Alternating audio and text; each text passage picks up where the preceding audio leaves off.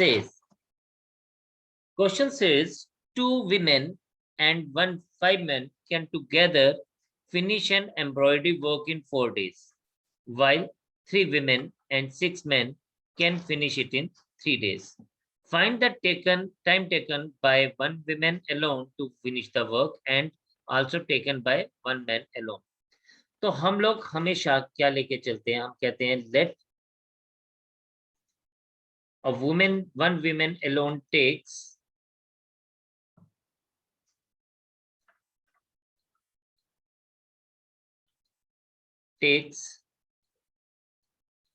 X days.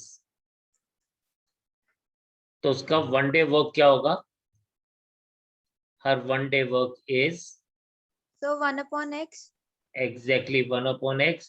हम लोग कभी भी कोई काम अगर x डेज में करते हैं तो 1 डे में उसका 1/x वर्क करते हैं. जैसे अगर हम कोई काम 2 डेज में करते हैं तो हम 1 दिन में उसका हाफ वर्क करेंगे.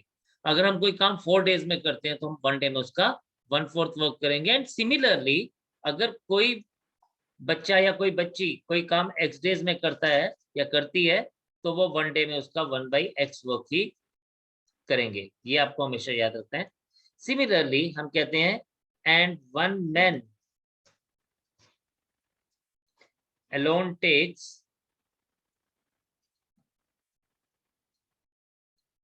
y days. If it alone take y days, so his 1 day work is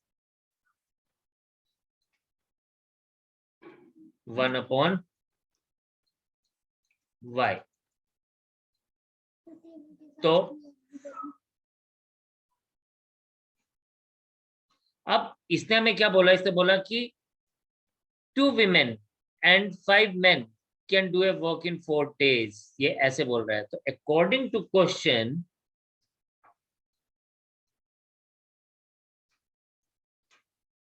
two women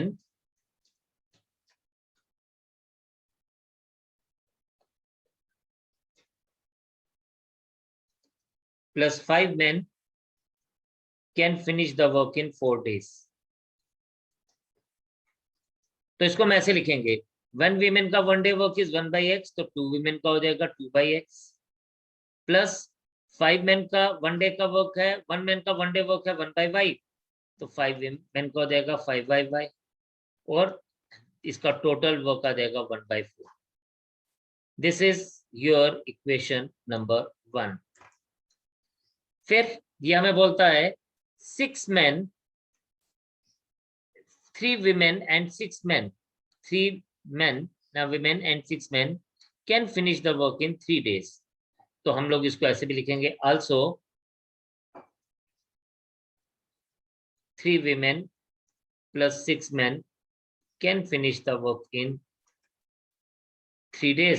तो हम क्या कहेंगे? हम कहेंगे कि 3 women का 1 day वर्क आएगा 3/x, 5 men का 1 day वर्क आएगा 5/y और इन दोनों का टोटल 1 day वर्क होगा 1/3, क्योंकि ये सब मिलके 3 डेज में काम खत्म कर रहे हैं तो इन सब का 1 day वर्क होगा 1/3.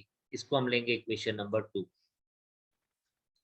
अब इसके बाद हम इसको रिड्यूस करेंगे तो क्या लिखेंगे? Put x 1/x is equals to a, 1/y is equals to b, and we get 2a plus 5b is equals to 1/4 or 8a plus 20b is equals to 1. This is equation number 3. Also हमें क्या मिलेगा? 3a plus 3a plus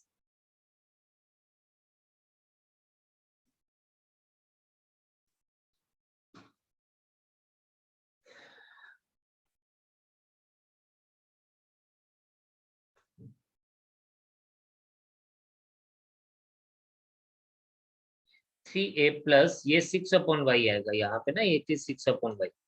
तो 3a plus 6b is equals to 1/3. 3. This implies that 9a plus what? 9a plus 18b is equals to 1. इसको आप 4 ले लीजिए. Now what you are supposed to do, you are supposed to solve these two equations first. शाबाश. तो अब देखें हमारे पास क्या बनेगा. हम इसको लिखेंगे. नाउ आपको क्या करना है, आपको इन दोनों को इलिमिनेट करके आपको इसको इक्वल कर लेना है. ठीक है, आप इसको इक्वल करेंगे कैसे? इन दोनों को इलिमिनेट करके. आप किसी भी तरह से इसको इलिमिनेट कर सकते हो, बड़ा आसान से तरीके हैं इसको इलिमिनेट करने के लिए. तो आप इसको ऐसे लिखें.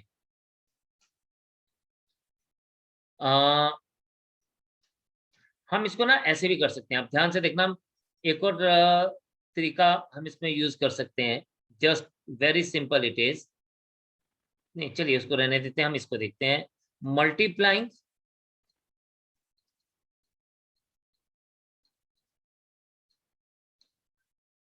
3 by 9 and 4 by 8 and subtracting.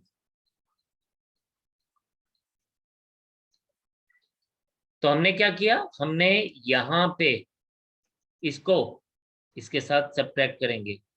हमने क्या कर रहे हैं, हमने 3 को 9 के साथ सब्ट्रैक्ट किया बिकॉज हम इसको a को एलिमिनेट करने वाले हैं अभी इस 9 के साथ, और b को इस 8 के साथ मल्टीप्लाई किया. तो हमारे पास मिलेगा क्या, हम लोगों को मिलेगा 72a 9 180b is equals to 9. Wow.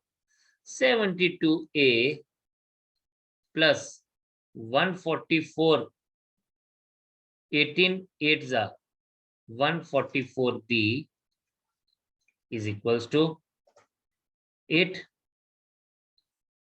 So subtract करेंगे पुत्र जी, तो ये बनेगा माइनस माइनस एंड माइनस. तो ये बन जाएगा हमारे पास क्या, ये आ जाएगा हमारे पास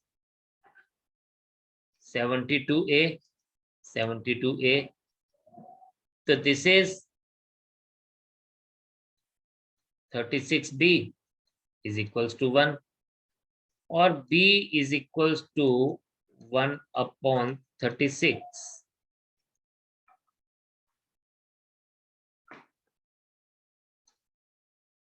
नाउ ये हमारे पास क्या आ गया, b का value. What it is value of b. Substituting b in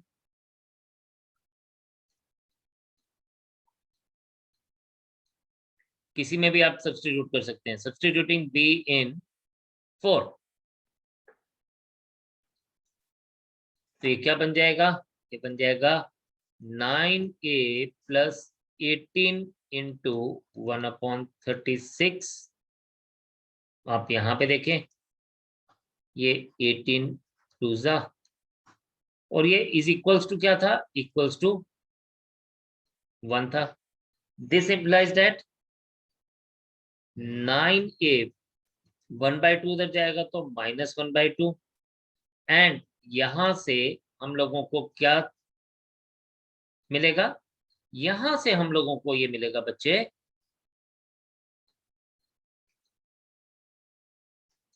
9a is equals to 1/2 और a is equals to 1/18. So this is the value of a.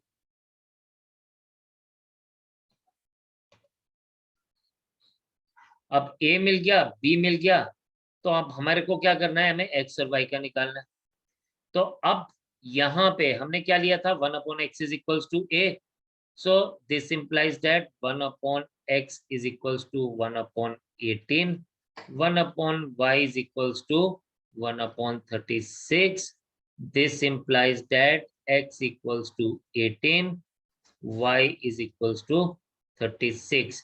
इसका मतलब हुआ कि one woman can finish the work in 18 days and another man can finish the same work in 36 days.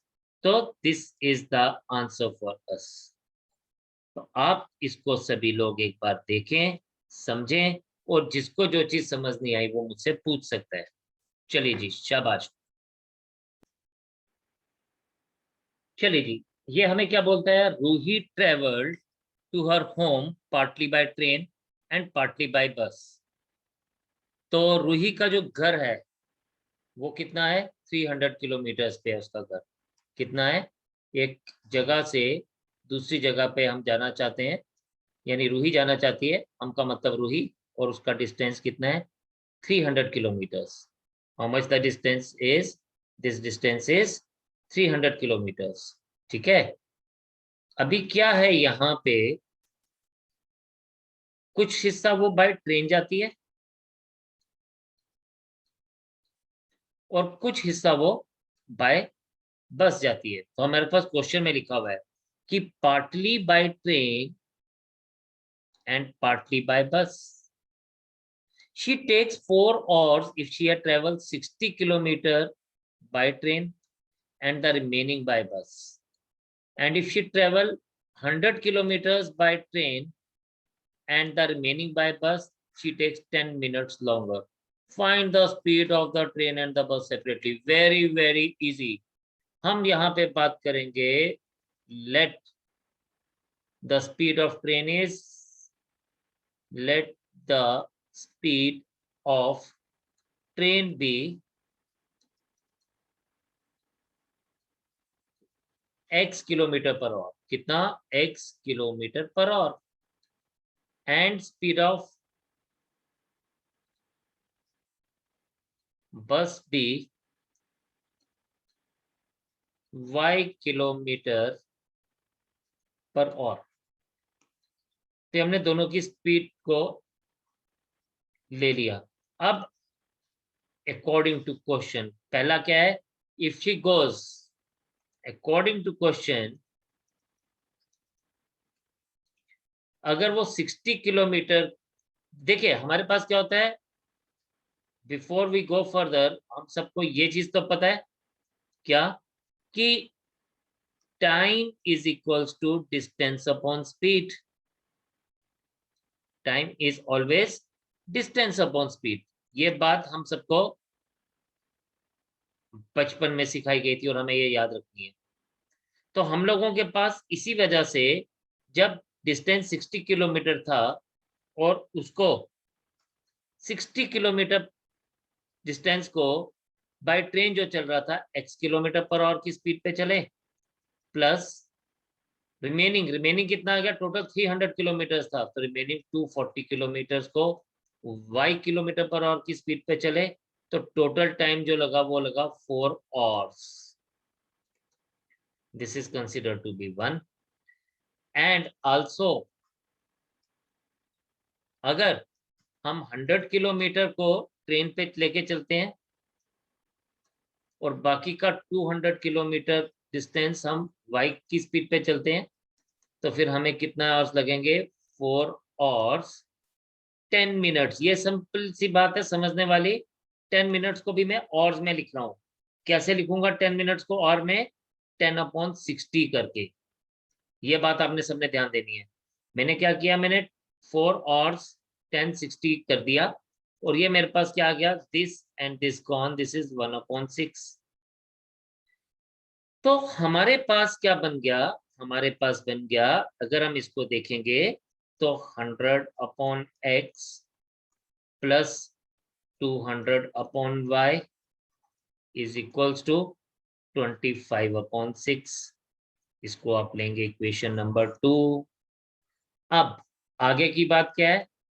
Put 1/x is equals to a, 1/y is equals to b. So this implies that 60a plus 240b should be 4. इसको आप लीजिए third. and this implies that 100x a, अच्छा इसको हमने एक और काम कर सकते हैं, रुकिए एक सेकेंड। हम इसको थोड़ा सा, इसको हम थर्ड नहीं लेते, हम क्या करते हैं, हम इसको थोड़ा सा सिंप्लीफाई कर देते हैं, 4 कॉमन लेते हैं तो ये आ जाएगा 15a plus 60b is equals to 4। अब बात बनेगी 15a plus 60b is equals to 1। ये हमारे पास आ जाएगी इक्वेशन नंबर 3। इसको हम लोग लेंगे इक्वेशन नंबर 3। सिमिलरली अगर हम लोग देखें तो हमारे पास क्या बनेगा, हमारे पास बनेगा 100 अपॉन ax था, तो इसको हम लिखेंगे 100a plus 200b is equals to 25 upon 6। इन दोनों से 25 कॉमन ले लेंगे, दिया जाएगा 4a plus 8b is equals to 25 upon 6। Cross multiplication करते हैं तो आप देखेंगे बेटा यहाँ पे 6 into 4a plus 8b is equals to 25 upon 25 आ जाएगा, that is 1। So we get 24a plus 48b is equals to 1. This is taken as equation number 4. तो हमारे पास ये equation number 3 and equation number हमने इसको 4 बना दिया। तो हमारी चीजें अब क्या हो जाएगी, आसान। अब क्या करना है, इलिमिनेट करना है। किसको इलिमिनेट करना है, ए और बी में से किसी भी एक को, जैसे हम लोग हमेशा करते आए हैं। ठीक है, अब बेसिकली यहाँ पे एक छोटी सी प्रॉब्लम हो रही है। प्रॉब्लम क्या हो रही है कि 60 और 48, पहले तो हम क्या करते थे, 60 को 48 बना के साथ मल्टीप्लाई कर देते थे, 48 को 60 के साथ, तो ये बहुत बड़ा नंबर हो जाएगा। इस चीज को आसान करने के लिए हम पता क्या करने वाले हैं, हम 60 और 48 का एलसीएम लेने। किस 60 का, ये वाले 60 का। मैं बी को एलिमिनेट करने वाला हूँ, इसलिए मैं 60 और 48 को देख रहा हूँ। और अगर आप ए को एलिमिनेट करना चाहते हैं तो आप 15 और 24 देख सकते हैं, जो आपको अच्छा लगता है आप कर सकते हैं। तो आप 60 और 48 अगर एलिमिनेट करते हैं तो आपने इसका एलसीएम ले लेना है। इसका जब एलसीएम लेंगे तो ये आ जाएगा 4 से जाएगा तो ये आ जाएगा 15, ये 4 से जाएगा तो 12, 3 से जाएगा तो ये आ जाएगा 5, ये आ जाएगा 4, तो ये आ जाएगा 24 जा 83 जा 240। तो एलसीएम बन जाएगा हमारे पास 240। इस एलसीएम को हम लोग ध्यान रखेंगे, इसको एलसीएम बनाएंगे। यानी हम क्या करेंगे, हम 60 को भी 240 बनाएंगे और 48 को भी 240 बनाएंगे। ठीक है, कैसे बनाएंगे, लिखेंगे इसको मल्टीप्लाइंग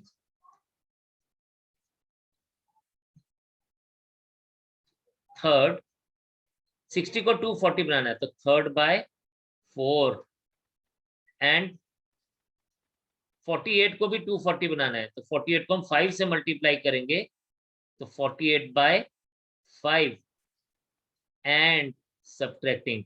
आपको लगेगा सर इतना बड़ा टेबल याद करना है, इतना बड़ा टेबल तो याद नहीं करना है, लेकिन आपको ये सब चीजें आनी चाहिए क्योंकि अब आप 10th क्लास में हैं तो आपको ये चीजें पता होनी चाहिए। तो ये आपके पास क्या बन जाएगा, जब मैं 4 से मल्टीप्लाई करूंगा तो बन जाएगा 60a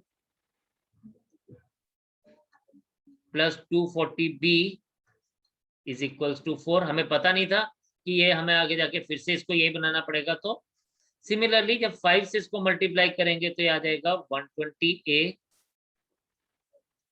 plus 240b is equals to -5 is equals to 5। Subtract करेंगे तो ये माइनस माइनस हो जाएगा, minus minus and minus. 240b क्या हमारे पास क्या बच गया, हमारे पास बच गया 60 में से 120 जाएगा तो -60a is equals to -5, -1 sorry, not -5, it is -1 और a इज इक्वल्स टू 1/60। ये हमें a का वैल्यू मिल गया। नाउ a का वैल्यू जब मिल गया फिर हम क्या लिखेंगे, b का वैल्यू फाइंड आउट करेंगे। सब्स्टिट्यूटिंग ए इन किस में डालें, किसी भी एक में डाल दें, थर्ड या फोर्थ में। चलिए हम इसको ए थर्ड में सब्स्टिट्यूट कर लेते हैं। तो सब्स्टिट्यूटिंग ए इन थर्ड, ये आ जाएगा 15 into 1/60 plus 60b is equals to 1। 15 4s are 60, फिर ये बनेगा 60b is equals to 1 minus 1/4। 60b is equals to 3/4 और b is equals to 60, sorry ये ऐसे नहीं आएगा। b is equals to 3/4 into 1/60। तो b की वैल्यू हमारे पास क्या आ गई, b की वैल्यू कुछ ज्यादा ही बड़ी बन गई यार। b की वैल्यू मैंने ना 20 लिखना है, इसको मैंने एग्जैक्ट वैल्यू लिख दी। सो b इज इक्वल्स टू मेरे पास क्या आ गया 1/80। तो this is value of d। अब हमें a और b दोनों मिल गए, तो देयरफॉर हमारे पास क्या आ जाएगा, हमने क्या लिया था, हमने लिया था 1/x is equals to 1/60, 1/y is equals to 1/80. This implies that x is equals to 60, y is equals to 80. तो हमारे पास स्पीड ऑफ ट्रेन जो थी वो 60 किलोमीटर पर आवर थी, एंड स्पीड ऑफ बस जो थी वो 80 किलोमीटर पर आवर थी। तो this is the answer for us.